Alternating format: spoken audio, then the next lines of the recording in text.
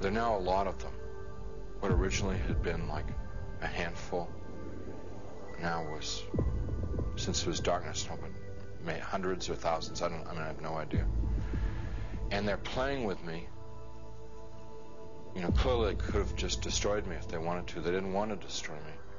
What they wanted to do was they wanted to inflict pain on me, because they derived, pleasure isn't the right word, but they derived satisfaction out of the pain that I experienced. So what they were doing in the beginning part was, it's real hard for me to talk about, and I'm not going to tell you much about it, just a little bit, because it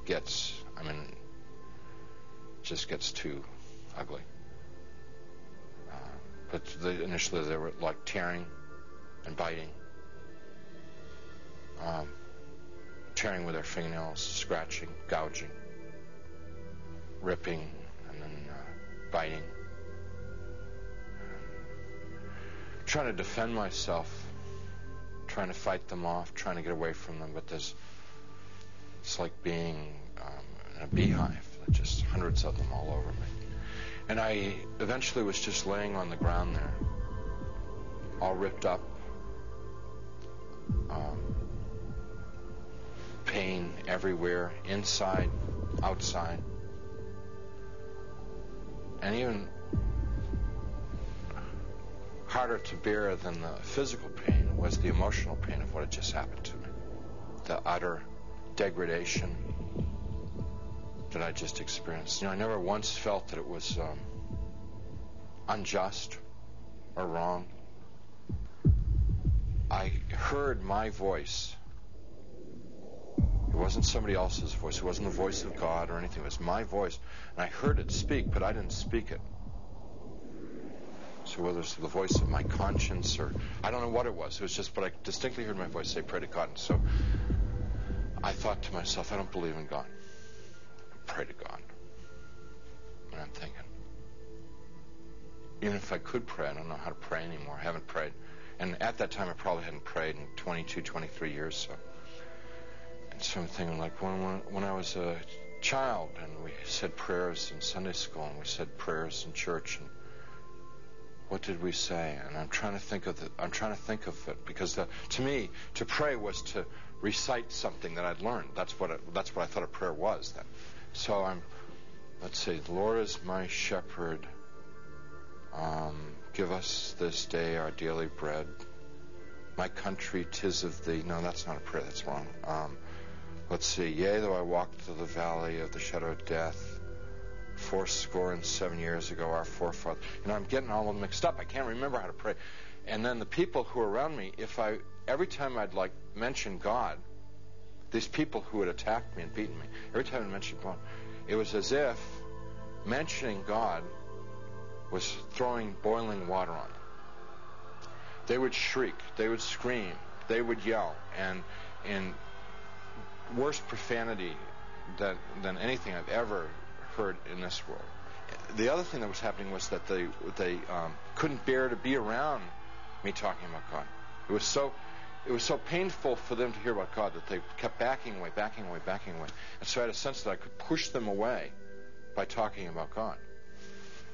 And so I'm trying to remember prayers, and I'm getting all confused and mixed up, and it was just all crazy, and I'm lying there, and eventually I realized that they're gone, and I'm alone.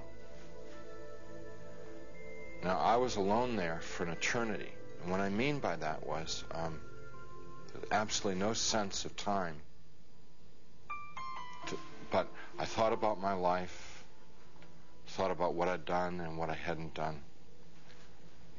I thought about the situation I was in, and the conclusion that I came to is that I had lived my adult life, I had lived a selfish life. My only God in my adult life was myself. I realized that I was something terribly, terribly wrong with my life, and that the people that attacked me were the same kind of people that I was. They were not monsters, they weren't demons. They were people who had missed it. the point of being born and being alive in this world. They'd missed it, and they'd lived lives of selfishness and cruelty. And now we're in a world where there was nothing else. There was nothing but selfishness and cruelty, and they were doomed to inflict that upon each other and upon themselves, probably forever and ever and ever and ever, without end. And now I was a part of it. And it seemed like, although I didn't want to be there, it seemed like probably the right place for me to be. There was a sense of like, this is what I deserve, because this is what I lived. You can't imagine how emotionally painful that was. And I'm lying there for time without end, thinking about my fate. And in the back of my mind comes up an image of myself as a child, sitting in a Sunday school classroom, singing, "Jesus Loves Me." I could hear in my mind, "Jesus loves me, la la la. Jesus loves me, la la." And as I recalled myself singing it and I could hear myself as a child singing it. More important than anything else was that I could feel it in my heart that there was a time in my life when I was young and innocent, when I believed in something good, when I believed in something other than myself, when I believed in someone who was all good, all powerful, who really, really cared about me. And I knew that I wanted that back, that which I had lost, that I'd thrown away, that I'd betrayed. I wanted that back. That I didn't know Jesus, but I wanted to know Jesus. I didn't know his love, but I wanted to know his love. I didn't know if he was real, but I wanted him to be real. You know, I mean, this was all just because I trusted that there was a time in my life that I had believed in something, and that I knew I had known once as a child that it was true, and I wanted to trust that it was true. So I called out into the darkness, "Jesus, please save me." Please save me. And he came. He came. First, there was a tiny little speck of light in the darkness, and very rapidly got bright. And the light became so bright that if it were in this world, it would have consumed me. It just would have fried me to a crisp. But it wasn't at all hot or dangerous there. The light just came upon me, and he reached down. He was in this light, and he reached down out of this light and gently started to pick me up. And in his light, I could see that I was gore and filth and wounds all over. And I looked like roadkill.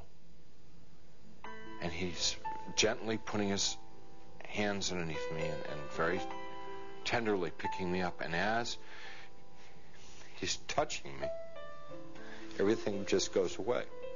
All the wounds, all the pain, all the dirt, it just kind of like evaporated away. And I'm like whole and healed. And inside, just filled with his love, which I wish I could be more articulate about. It's so frustrating not being able to tell people about it, because it's the best thing that ever happened to me in my life. I mean, it's like it's the everything. It's the all of life is to know that love. And I get to it and I just can't describe it. I can't convey it to you. So he's holding me and embracing me, rubbing my back like a father would his son, like a mother would her daughter, just gently rubbing my back. And I'm bawling like